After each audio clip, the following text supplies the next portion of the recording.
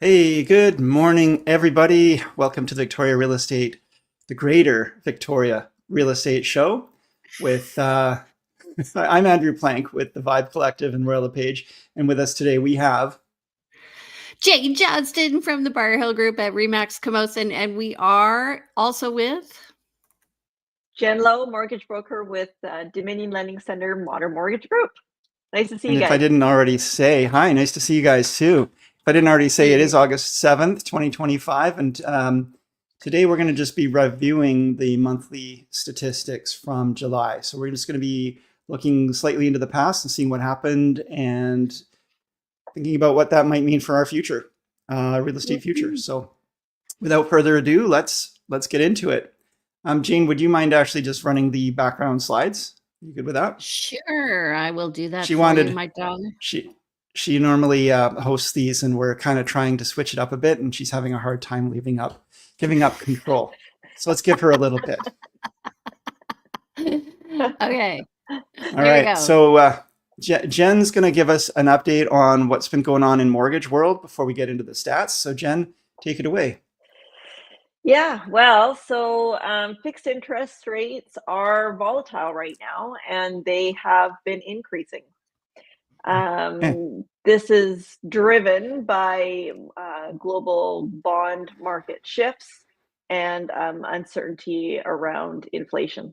So that's not the greatest news. So my recommendation most definitely is to get rate holds in place. We can secure rates for up to 120 days. So if you're looking to get in the market, you definitely want to get that rate hold in place, as then you know your worst case scenario. It can always get better, but if you're locked in, it can't get worse. Yeah, some people get concerned. They don't want to get that rate hold because they think, well, then they're locked into that rate. And no, that's not the case. Most definitely, we're always looking to get your rate as low as we possibly can. Okay. And things are going in the wrong direction right now for fixed rates. For fixed rates. Yeah. Okay. Variable rates is a bit of a waiting game. We'll just wait and see how the inflation numbers and that come out. The next Bank of Canada rate discussion is September 17th, I believe. So we'll just have to see what happens. The current outlook is that they're going to be in a holding pattern until late fall, at least. Okay, because as you mentioned, there are some concerns about inflation. And inflation is not good for lowered rates. That's right. Okay, thank you, Jen. Yeah, you're welcome. So let's talk about what happened in the last week here. So last week versus the week before, we had I have to put on my glasses here. New glasses, everyone. New glasses. They look great. Thank you. So 218 properties went unconditional in the last 7 days versus 258 the week before.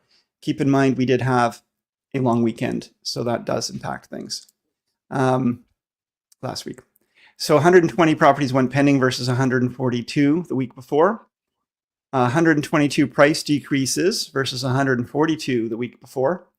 And 112 properties expired. Again, that straddling the beginning of the month is not surprising. They tend to happen more often then versus 47 the week before. Any comments on this, guys? Jane? Yeah, so the pendings would be lower because we had the long weekend. And so people will, the pending relates to the day that you remove the subject. So they would have not been removing subjects over the 3-day long weekend. They would generally wait. You're not going to hear from the bank about financing on a holiday Monday, Sunday, or Monday. Yeah, that's right. Okay. Yeah, and it's so interesting. I had closing on Friday and a closing on Tuesday, and both with newer realtors. And we discussed after, like, this is not a good time. Next time, let's just do it like 2 days before or 2 days after, because we really want to make sure the bank are paying attention, the lawyers are paying attention, and that there's not a lot of, like, there's distraction around these times. So I try not to have closings on Fridays if I can help it. And especially a long weekend, you just know that people are going to be thinking about the long weekend or already on holidays, and it just causes more difficulty. Jen, you were going to say something? Yes. No, that's so true. I mean, in our mind, we're just geared to, it's like the end of the month, beginning of the month, or the 15th. But if at all possible, your lawyer, everyone would be so happy if you had a closing date on, let's say, the 20th of the month. It's just not nearly as busy. It's also easier to book movers because they're all busy at the end of the month, and it's really hard to, if you're put into any delays, you could get bumped from your moving because they can't accommodate the change. So yeah, I mean, but not everybody has that luxury. They're a renter, of course. moving into a new home. They need to be out at the end of the month, that kind of thing. Yeah, but you can arrange for the move-in a few days later so that you have time for the tenant to be cleaned up and out. It's too stressful, especially on a Friday of a long weekend. Yeah. Okay. Yeah. Next one. The list to sale ratio this week was 55.05%, and that's compared to 55.04 last week. So we're right on track. Parallel. Yeah, they're just exactly the same. Okay. Weird. Okay, and net unconditional sales. So because we did the stats and Monday was a holiday, we only had 47 for the month of August so far. That's compared to 545 for last August last year. And we are at 55. 53 53 new listings. That's compared to 1,043 for August of 2024.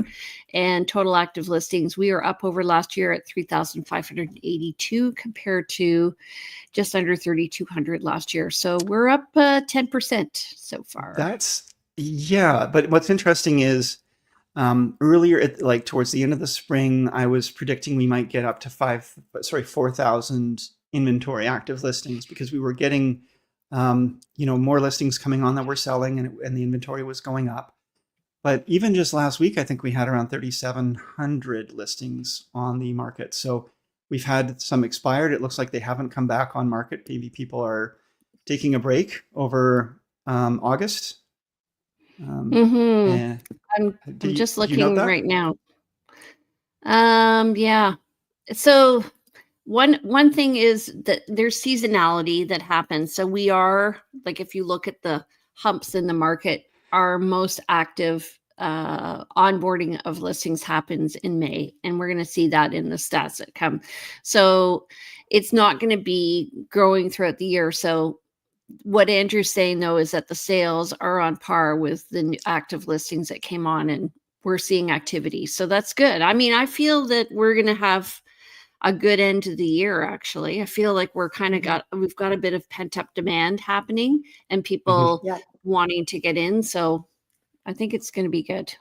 We don't actually read out or share the monthly stats that comes out from the real estate board. We collect some of these things and share them with you in terms of the stats, but the actual written news release was referring to, more multiple offers lately, and anecdotally, and what we've been hearing is that there's some good activity out there. So even though we're in the quote heat of summer, people are still buying and selling for sure. I think it has to do with what the listing price is. Like if the seller is reasonable on the listing price, then we're going to see activity on the buying end, because if people are still holding out for 2022 prices, they're out to lunch. They are out to lunch and probably not eating. Okay, so let's look at the stats. Yeah. Go ahead. So this is always a hard one because really we're just talking about a shape of a graph here. And again, we talk about this one repeatedly. And the seasonality does come into play here, and the annual cycle as well. So you can see that in July 2023, 2 years ago, the market was still moving in an upwards swing from July, August, September, and it kind of peaked in October 2023 and then started to come down into the winter time. Ramped up again for the spring in 2024 to a peak around June. and then dropped a little bit through till August with a slight bump again in the fall of 2024. Dropping down again in the winter as it usually does. And again with this year we've seen that rise again. And if you're looking at like a tide table or something, you could see that we're a little bit of a higher tide than we had the last couple of years in terms of active listings. We've come up higher in inventory, and we reached a peak in June again. So we always reach this. We seem to reach this peak sometimes earlier, sometimes later, June, July, August. And it looks like we're now on the downside of this cycle as we go back into a lower inventory period towards December. So it's interesting. I was speaking to a realtor the other day who works primarily in Oak Bay, and they were saying they are not going to be listing any properties in August because everyone's away. And I was like, this is kind of a self-fulfilling prophecy, you know, like if we aren't expecting listings, or if we're predicting that there's no activity, there's no activity. But, you know, people are taking the summer off. Yeah. I think we need to leave room for that, though. I don't think it's healthy I think that if someone needs to sell, we need to have and advise them to have their property up on market. And there's the reality that people do take vacations and people are away.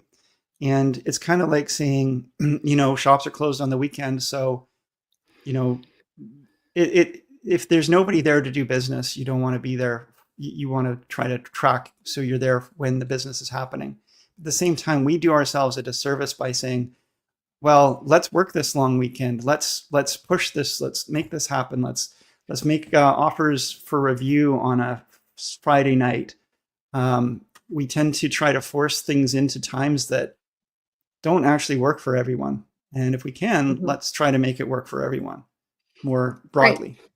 Yeah. Well, we learned that during COVID, you know, when we'd list something and then we review offers on Sunday, we'd be like, why did we do this to ourselves? So commercial realtors are really good at controlling this. They tend to work 9 to 5, Monday to Friday. And residential realtors are more responsive and working more on an emotional level.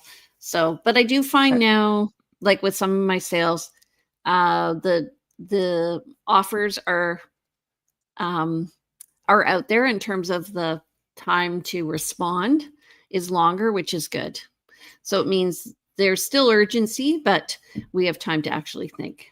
You're not given just 2 hours to reach your clients, have them consider an offer, and to give a response before the offer expires. So that's a little bit more respectful, and it's also just a reflection of current market conditions where people know that there's more time, and they know that maybe putting pressure on a seller is counterproductive.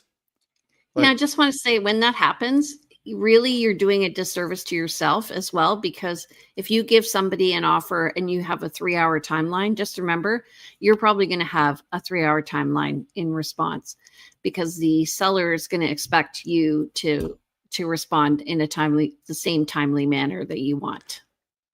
I think at this point it's probably an important thing to say, you know, we're talking about what's convenient for us as realtors and this and that, and what we also are always trying to consider what's best for our clients. And I think when we're talking about offer review times and those kind of things, if it's in our client's best interest to do it on a Sunday, or that's when they're available, that's when it happens. But if all things being equal, it could be a Sunday or a Monday, let's put it to the Monday and stop doing things that make us bend over backwards, everybody bend over backwards to force something into something that didn't really have to happen that way. Yeah. And same for those negotiation times. Yeah. When I got into real estate, I started doing open houses on things like Mother's Day weekend and Father's Day, because I was like, okay, well, I'm available all the time. And then I realized this is just a waste of time. So yeah, you can't force it sometimes. It's a recipe for burnout is what it is. And then you're not, you know, when you're available to everybody, you're not really available to anybody. Right. I've gotten smarter as I've gotten older. You're older and wiser. Do you want me to do this graph? Yes, please. All right. So I like this This is graph. your favorite one, isn't it, Andrew? It's my favorite. I think it shows the ebb and flow of of listings. So as Andrew was saying, the bars are reflecting the total MLS listings, and then the line is reflecting the sales. And to be honest, like, people watching, they maybe are not as bored with this as we are, because we see it all the time. So just remember that to a lot of people, this is new information, but what you want to see is line is in relation to the bar. And we can see the sales have been fairly active this year, relatively to 2023. It looks like we've been having a good year, and we're on par with where we were last year. In fact, we had a better June than where we did last year. So in terms of the list to sale ratio, we're looking very healthy here, with peaks in May in both years, and looking like we're going to have a little bit of a bump in September. So I expect more listings to come on in September, and that has to do with the crowd around the colleges and universities, and also people wanting to get in before Christmas. I also think that people make decisions after they spend time together. So families have spent time together in the summer, and they're like, you know what, honey, it's time to move. So that's what prompts everything. Yeah. That's a good point. Yeah. People need time to crystallize their thinking. Yeah. And also the time, like, if you want to list next year, the time actually to talk to your realtor is now, because your realtor will help you get ready. And also now is a good time to take photos and things like that while the weather is looking good. Yeah. So, yeah. I mean, before the show here, you guys were, I won't mention where that property is, but you were talking about a property that Jane showed, that Jen is aware of, that obviously the folks did not do what they needed to do to prepare the homes, to the point that there's a strip of sod across the front lawn that just looks really ugly. And if someone had actually taken some extra time to prepare or talk to the realtor in advance, maybe they would have said, don't bother with the sod. That just makes it look even worse. One strip. The one strip of sod just highlights the problem. Lack of effort. Yeah. And lack of effort and lack of care, which, you want to buy a home from someone who cares about their home. So, as realtors, we can do this. I think I have to go and open the door for someone. So I'll be right back. You guys continue on, please. Okay. All right. So when we're looking at this chart, what we're looking at is the list to sale ratio. So we have total number of listings and the sales, and this creates this graph here, which is an absorption rate. So it shows that we're just above 20%, which is around 5 months inventory. So we are in a balanced semi-sellers market. I would say more balanced than sellers. What are you finding, Jen, for your clients? Are they paying more? Are they like paying more as opposed to like the asking price of the property? Yeah. I feel like there's a little bit more leniency with like getting some of those subject to sale conditions. There's been a few that have collapsed because that subject to sale hasn't proceeded in the timeline. So yeah, I mean, for me, June and July were crazy busy, but it's definitely slowed down. Is it for refinancing that it was crazy busy? Yes, lots of refinances. I mean, I had a few purchases, of course, as well, but a lot of refinances.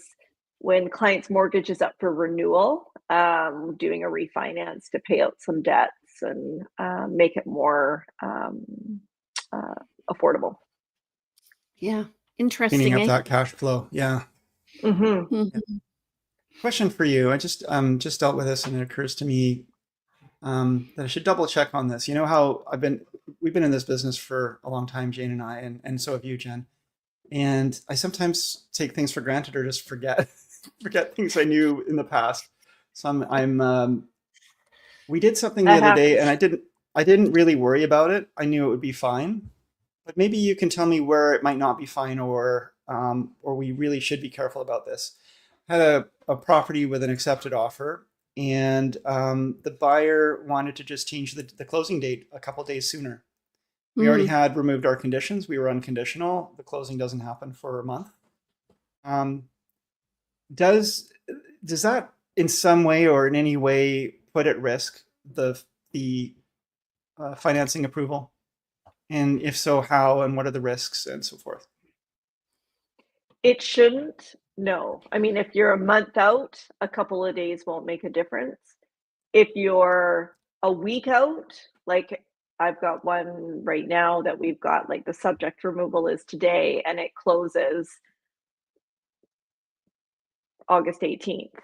So Mhm. if they decided then, okay, we're going to change the closing date to August 12th, that's not going to work. Right. Right. What can affect it though is if you do a price change, right? So more than Yes. $10,000, then it has to go Is it- Any back. price change, because that's been a big stressor for realtors that don't know. So if you're doing a price reduction at the same time as you're removing conditions, I get the strategy around that. That's huge to get that price reduction. But at the same token, if it's a significant price reduction and if it's because the roof leaks, that's going to be a problem. So what is Okay. considered significant? Like I'd say around 10,000 and up. Okay. Interesting. So It is even though the buyer needs less money now to purchase, and it's put them in arguably a better financial position, the lender might see that as a flag and then look more closely at the property. file. Is that okay? Yes, they 'Cause want they'll to know see the that- reason for the Yeah. price reduction. Which is one Yeah. thing we've always said is don't, and this is maybe why lenders are alive to this, but you don't ever want to put into a price reduction amendment, buyer and seller agree to reduce the price by $20,000 due to mold found in the attic. Like you don't Yes. put that in Yeah. the reason in. You just say Exactly. buyers and sellers agree to reduce the price by $20,000. Yeah. And then it still creates a flag, but it doesn't actually highlight the flag. Double underscore it. Interestingly, I had that happen where the buyer reduced the price and the seller was upset because the buyer didn't identify what the deficiency was. And I'm like, there's a reason why this is the way it is. And yeah, we basically don't want to raise a red flag. So, but in this case, it didn't matter anyway, because it was a senior and they were buying with cash, but still. So they were downsizing. So it was easy. Anyway, it happens. Okay, you ready to go back? Yes. Go ahead, darling. Okay, so what we've got here is our value over time of single family homes. This is going to be the averages, average home price. And, you can see back in July 2023, we were higher than we are today.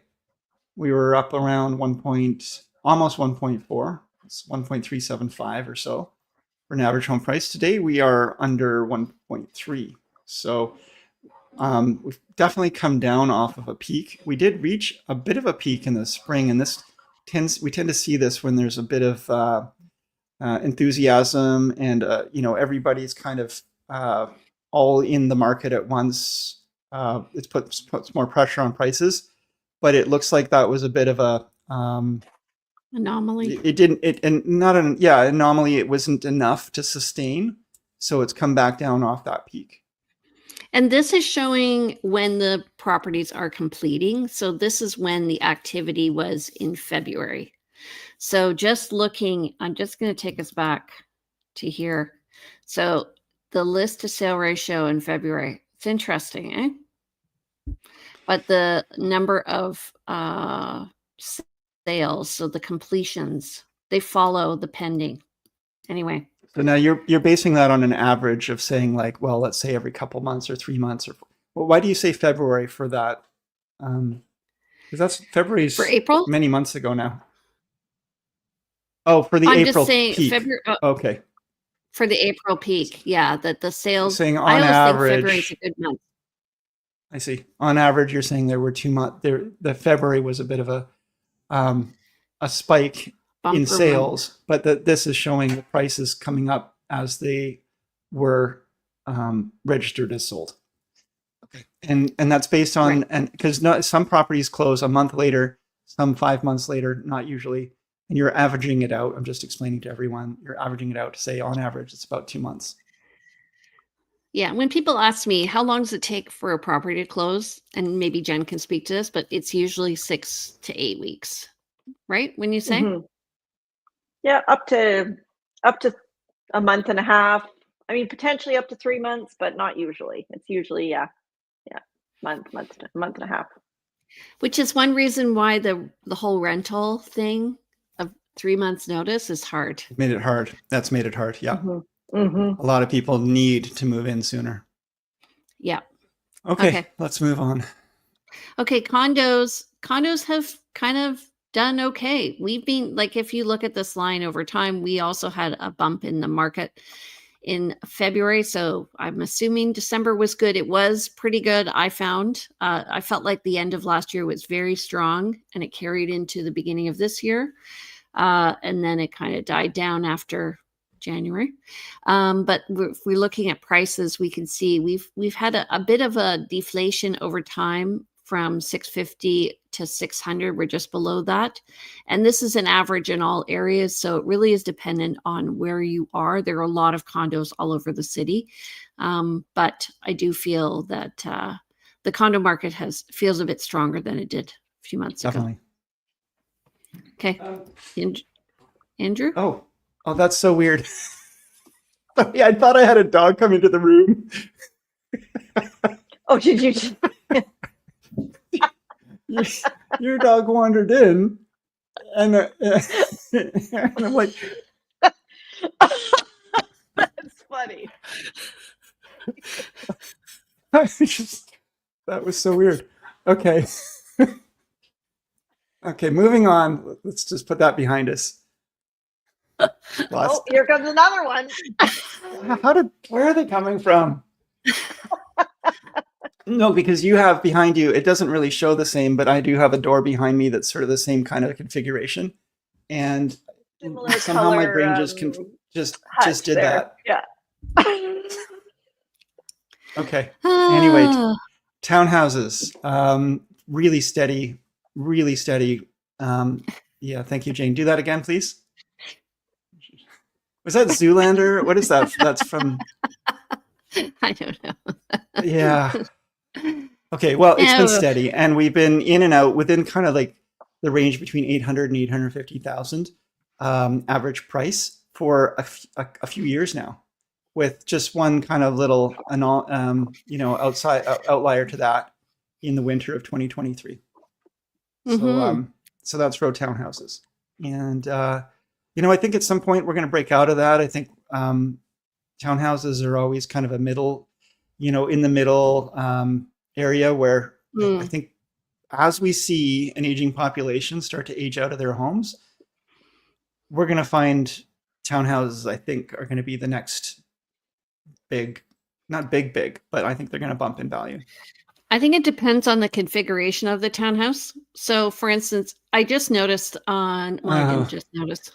You're right. But the configuration of multi-level townhomes, I think, for aging population won't work. But if we go to what is called stacked townhouses, like they have on Maltwood, where you have single level and you have all the benefits of a townhome, but more flat configuration, that will do well. Right. And then there's definitely there's some like 3-level townhouses in Happy Valley, for example, which are not going to at all appeal to anyone who's aging. But I'm definitely thinking more of a traditional townhouse, maybe 1.5, 2 levels, but generally 1 level. Or, I've seen some with elevators. Yeah, what's interesting is in Sydney, they have a lot of these multi-level townhomes. I have a listing, and you get people looking and you're thinking, okay, the ideal demographic for that is maybe 40 and 50-year-olds or people with children, but it's the people with money who want to buy them and who want to live in that area. So it's design wise, I think there's an opportunity there for an active person if they don't mind stairs. Great. Yeah, no, for sure. Place to live. Yeah. Okay. So if you know somebody who's buying or selling or thinking something's gone on with their life and they need some discussion, we're here to help you. So please share this to anybody who you think might be.